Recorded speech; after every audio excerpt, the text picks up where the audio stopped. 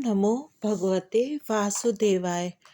अभी तक श्रीमद् भागवत रहस्य में रासलीला के अंतर्गत हमने सुना कि गोपियां भगवान की वंशी सुनकर दौड़ी चली आईं। अब आगे की कथा सुनते हैं कि भगवान श्री कृष्ण ने गोपियों को कैसे समझाया। श्री कृष्ण जी ने गोपियों से पूछा, ऐसे दौड़ी दौड़ी क्यों आई हो तुम सब? क्या ब्रज पर कोई संकट आ गया है? वहां सब कुशल मंगल तो है ना? तुम्हें प्रसन्न करने के लिए मैं क्या करूं? रात्रि के समय इस घोर वन में स्त्री का रहना अच्छा नहीं है। क्या वृंदावन की शोभा निहारने आई हो? क्या इस सुंदर रात्रि का सौंदर्य निहारने आई हो? शोभा निहार कर घर शीघ्र ही लौट पड़ो। वहां तुम्हारे पति संतान आदि प्रतीक्षा करते होंगे। अपने पति की सेवा और संतान का लालन पालन करो। अंतर्मुख दृष्टि करके जीव जब भगवान के पास पहुंचता है तो वे उससे पूछते हैं, मेरे पास क्यों आया है? संसार में रत रहे, वहीं तुम्हें सुख मिलेगा। मैं सुख नहीं, केवल आनंद ही दे सकता हूँ। तुम सब वापस जाओ, वहां सब तुम्हारी प्रतीक्षा करते होंगे। एक अर्थ है घर जाओ, दूसरा अर्थ ऐसा भी निकल सकता है कि जो जीव भगवान के स्वरूप से जा मिलता है वह कभी घर लौट ही नहीं सकता। जीव को परमात्मा सहसा नहीं मिलते। जीव को भ्रांति होती है कि भगवान उसे संसार में लौटने को कह रहे हैं। वैसे तो भगवान चाहते नहीं हैं कि गोपी शुद्ध जीव संसार में वापस जाए, किंतु वे उसके प्रेम की परिपूर्णता की कसौटी करना चाहते हैं। सो वे कह रहे हैं कि सुख संसार में है। भगवान तो आदर्श बतलाते हैं कि सेवा करना पत्नी का धर्म है। पति में ईश्वर भाव ना रखने वाली नारी के इहलोक और परलोक दोनों ही बिगड़ते हैं। कलयुग में स्त्रियों और निम्न वर्ण व्यवस्था वाले लोगों को जल्दी मुक्ति मिलती है यदि ये लोग आचार विचार का पालन ना करें और केवल राम नाम लेते रहें तो भी चलेगा, किंतु ब्राह्मण को तो आचार विचार का पालन करना ही पड़ेगा, अन्यथा उसका पतन होगा। यदि स्त्री घर का काम और कुटुंब के सभी लोगों की सेवा करते करते राम नाम लेती रहे तो मंदिर में जाने की जरूरत नहीं रहेगी। जो मुक्ति योगियों को मिलती है वही मुक्ति उन स्त्रियों को अनायास मिलेगी।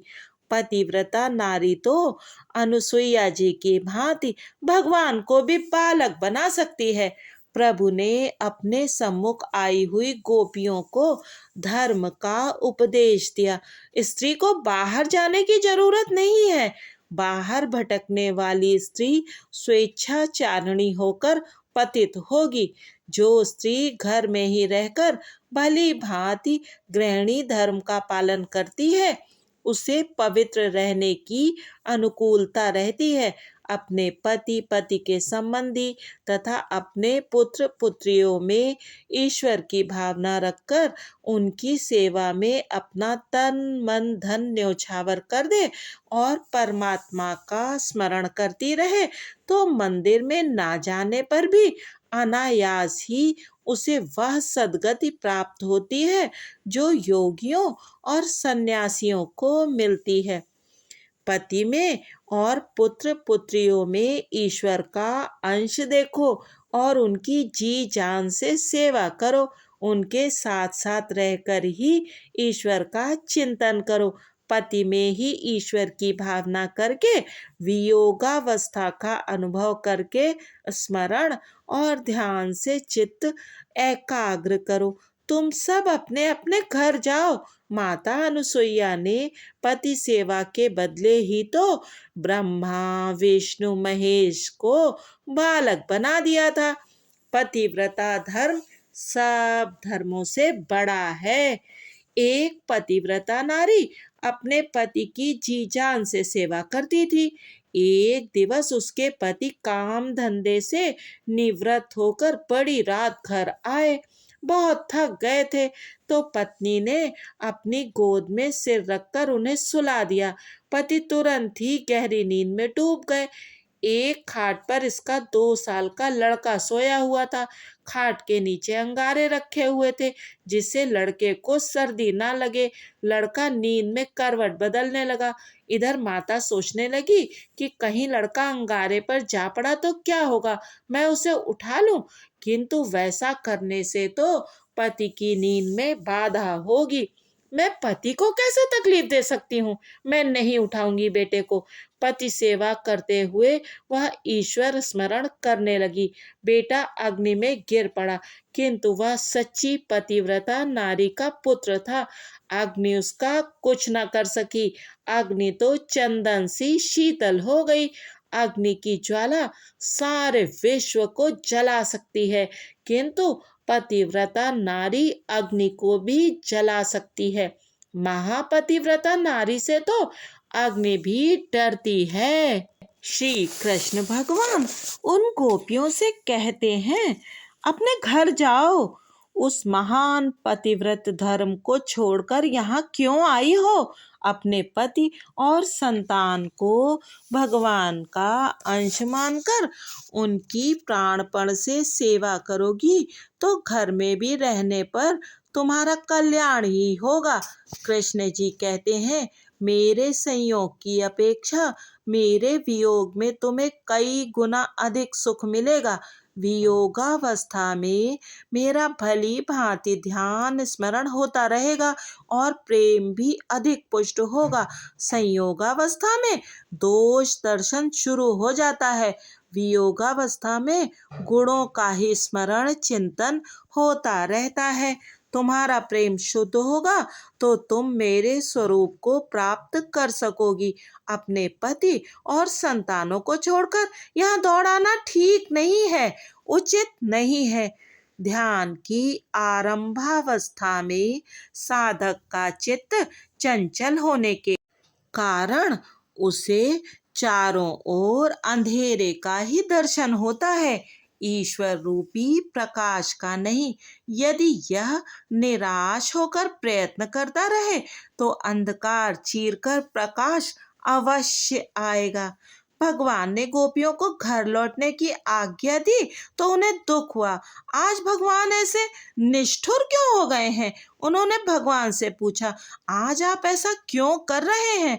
भगवान ने उनसे कहा, देह का स्वामी पति है। इस शरीर का कोई पिता होगा, पति होगा, किंतु आत्मा का पिता पति कोई नहीं होता। आत्मा का धर्म है प्रभु से मिलन। इस प्रकार भगवान ने उनको देह धर्म का उपदेश किया तो गोपियां प्रभु को आत्म धर्म का उपदेश देने लगी। आप आज ऐसे निष्ठुर क्यों हो गए हैं। आप ही ने तो गीता में कहा है कि जो भी भाव से आपकी सेवा पूजा करता है उसे आप मिलेंगे ही। और अब आप हमें घर क्यों लौटा रहे हैं। हमें घर क्यों लौटाया जा रहा है। आप तो पतित पावन और दया सागर हैं। ऐसी श्रद्धावश हम आपके चरणों में आई थी। आप ऐसे कठोर क्यों हो गए हैं। हमने संसार के सभी विषयों का मन से त्याग करके आपके चरणों की शरण लेने का अटल निश्चय किया है। सभी विषयों का मन से त्याग करके भगवान के चरणों में जाने वाला जीव ही गोपी है। हम सभी विषयों का शारीरिक और मानसिक त्याग करके आपके चरणों में आई हैं। आपके लिए हमने सर्वस्व का त्याग किया।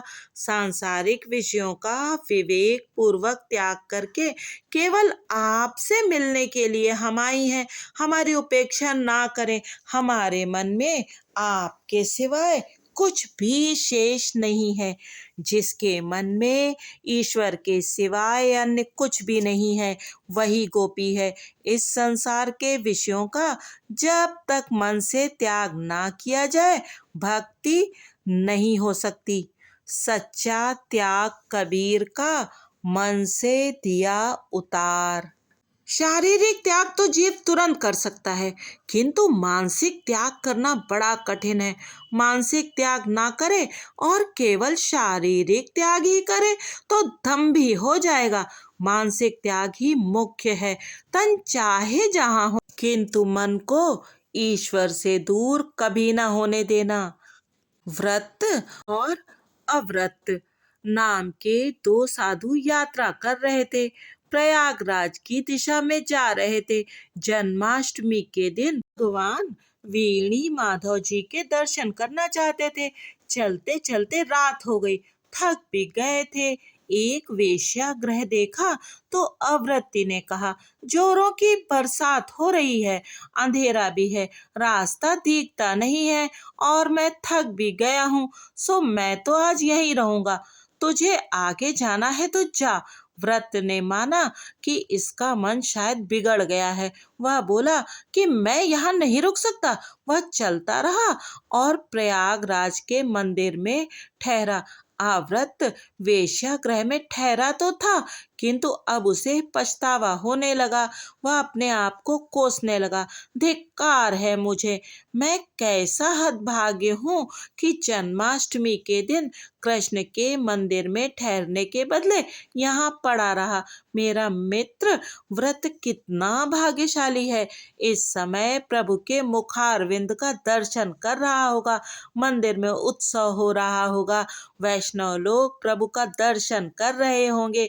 वहाँ भजन कीर्तन आरती वंदन हो रहा होगा। कितना भव्य और पवित्र होगा वह दृश्य। इस प्रकार अव्रत वैश्यागृह में तो था, किंतु उसका मन तो वेणी माधव जी के पास था। बड़ी तन्मयता से वह मन ही मन जन्माष्टमी का पवित्र प्रसंग निहार रहा था। उधर मंदिर में बैठा हुआ व्रत भी पछता रहा था। क्यों? वह ये सोच रहा था कि वह इतने सारे कष्टों को झेल कर यहाँ क्यों झक मारने के लिए आया। वहां मेरा मित्र सौंदर्यवती वेश्या के साथ क्रीड़ा कर रहा होगा और मैं यहाँ भीड़ में पिसा जा रहा हूँ। कितना भाग्यशाली है मेरा मित्र। उसका जीव उत्सव में लगता ही नहीं था। उसे उस वेश्या के सौंदर्य की ही झांकी हो रही थी। उसका शरीर तो था माधव जी के मंदिर में, किंतु मन वेश्या के पास। अव्रत को मोक्ष मिला और व्रत को नरक। अव्रत को लेने के लिए भगवान ने विमान भेजा, क्योंकि तन से चाहे वह वेश्यागृह में था, किंतु मन से तो वीणी माधव जी के पास था। व्रत था तो मंदिर में, किंतु वासना सुख की सोच रहा था, सो उसे नरक में जाना पड़ा। केवल देह शुद्धि नहीं, मन शुद्धि भी आवश्यक है। केवल देह शुद्धि तो दम्भ ही है। गोपियां भगवान से कहती हैं, पति के पास तो वह स्त्री जाएगी जिसके मन में विकार वासना अभी शेष है। विकार वासना त्यागेगी तभी प्रभु के निकट आएगी। हम निर्विकारी हैं, सो आपके पास आई हैं। भगवान ने कहा, क्या प्रमाण है तुम्हारी निर्विकारिता का? गोपियां, आप ही तो हैं प्रमाण, क्योंकि हमारे हृदय में आप ही तो विराज रहे हैं। जो मन को साक्षी रूप निहारता है वह ईश्वर है। वे मन के भाव को परख लेता है। गोपियाँ कहती हैं, हम तो निर्विकारी हैं, अब तो एक ही इच्छा, एक ही वासना बाकी है, आपसे मिलने की। ईश्वर परिपूर्ण वैराग्य, प्रेम, भक्ति और ज्ञान मांगते हैं। उनको कुछ भी ओछा, अधूरा स्वीकार्य नहीं है। पति सेवा की जो आज्ञा आपने हमें दी है, शिरोधार्य है। हमारे शरीर के पति घर में हैं, किंतु आत्मा के पति तो आप हैं। आप पति में ईश्वर की भावना रखकर उसकी सेवा करने को कहते हैं, किंतु पति में ईश्वर की भावना तो उस स्त्री के लिए आवश्यक है जो आपको देख नहीं पाती हो। हमने तो आपके प्रत्यक्ष दर्शन किए हैं, सो अन्य किसी व्यक्ति में ईश्वर का आरोप करने का कोई प्रश्न ही नहीं उठता है। हमने तो आपके प्रत्यक्ष दर्शन किए हैं, तो फिर आपको छोड़कर अन्य में भावना क्यों करें? और पति कौन है? पात इति पति, मृत्यु के भय से जो रक्षा करे वही पति है। मृत्यु के जाल से मुक्त कराए वही पति है। ऐसे तो एकमात्र आप ही हैं। जीव मात्र के सच्चे पति तो ईश्वर ही हैं। आप सबके अनन्य स्वामी हैं। अतः हमने सोच समझकर ही आपके चरणों का आश्रय लिया है। नाथ, एक प्रश्न पूछें? प्रभु ने अनुमति दी। गोपियां, पतिव्रता नारी का जो धर्म आपने बतलाया, उसका फल क्या है? कृष्ण जी, मन शुद्ध होता है। गोपियां, मन शुद्ध होने पर क्या मिलता है? उस शुद्ध मना जीव को परमात्मा मिलते हैं। भगवान ने बताया, धर्म का पालन चित्त शुद्धि के लिए है और चित्त शुद्धि का फल है प्रभु से मिलन। गोपियां कहती हैं, आप तो हमको मिल ही गए हैं, तो फिर हम उस चक्कर में क्यों फंसे? आप ही हमारे सच्चे पति हैं, हमारा त्याग ना कीजिए। कृष्ण जी कहते हैं, मैंने पतिव्रता नारी का दृष्टांत सुनाया। तुम भी घर में रहकर कुटुंबी जनों की सेवा करते करते वही सिद्धि प्राप्त कर सकती हो। पुरुष की अपेक्षा नारी के लिए सिद्धि प्राप्ति करना अधिक सुलभ है। घर में रहकर घर के प्रत्येक जीव को ईश्वर रूप मानकर अपना तन मन धन न्योछावर कर देना चाहिए। शास्त्र तो यहाँ तक कहते हैं कि पति के धनार्जन के लिए किए गए पाप में स्त्री का कोई भाग नहीं है, किंतु पति के पुण्य में से उसे आधा हिस्सा मिल जाता है। किंतु नारी को पति के पुण्य में से हिस्सा कब मिलता है? यदि स्त्री अपने पति और संतानों को परमात्मा का ही स्वरूप मानकर उनकी सेवा करे, तो उसे पति के पुण्य का आधा हिस्सा प्राप्त होता है। स्त्री धर्म सर्वश्रेष्ठ है।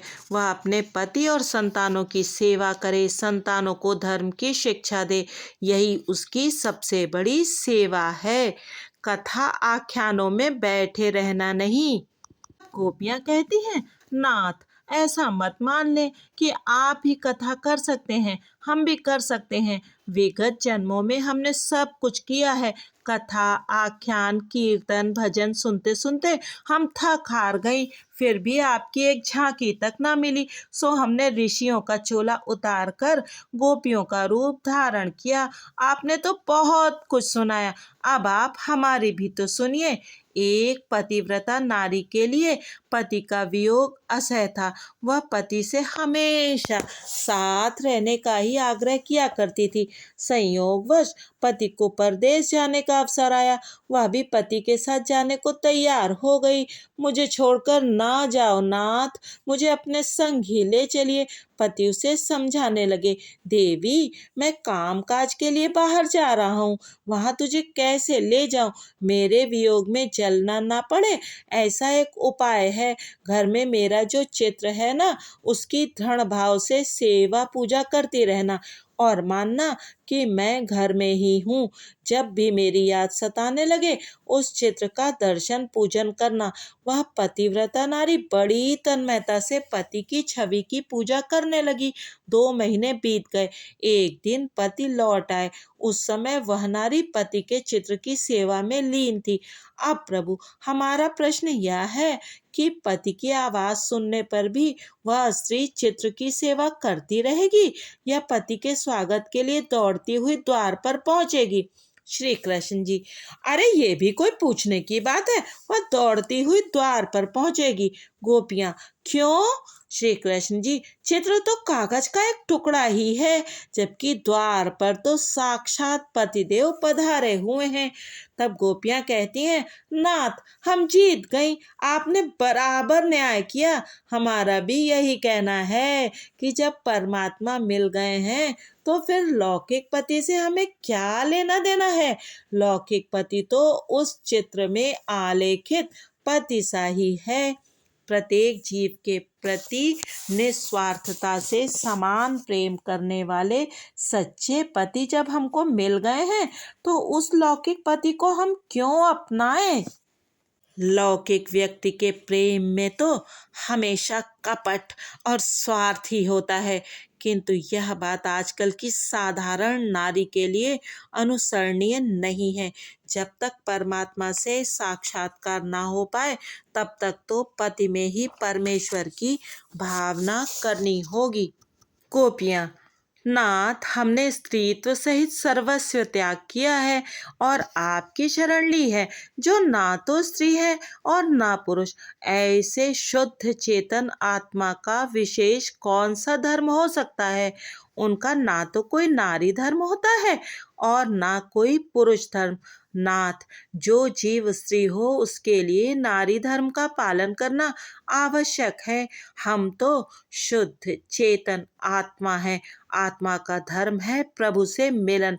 जब तक प्रभु से ना मिल पाए तब तक अपने अपने धर्म का पालन करना चाहिए। धर्म के पालन से मन शुद्ध होता है।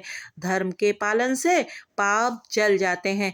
पाप जल जाने पर मन शुद्ध होता है और मन शुद्ध होने पर परमात्मा से साक्षात्कार हो पाता है।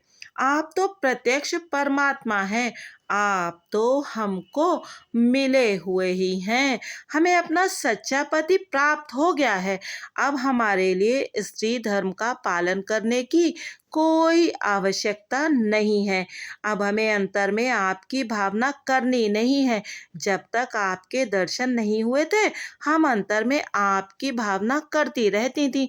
अब हम आपको छोड़कर कहाँ जाएं? क्यों जाएं? अब आपको छोड़कर जड़ धर्म का सहारा क्यों ढूंढें? धर्म तो साधन है, साध्य तो आप स्वयं ही हैं। हमने आज तक स्वधर्म का पालन किया, तभी तो आपसे साक्षात्कार हो पाया है। हम तो आपके चरणों की दासी हैं। नाथ, अब निष्ठुर होकर हमारा त्याग ना करें।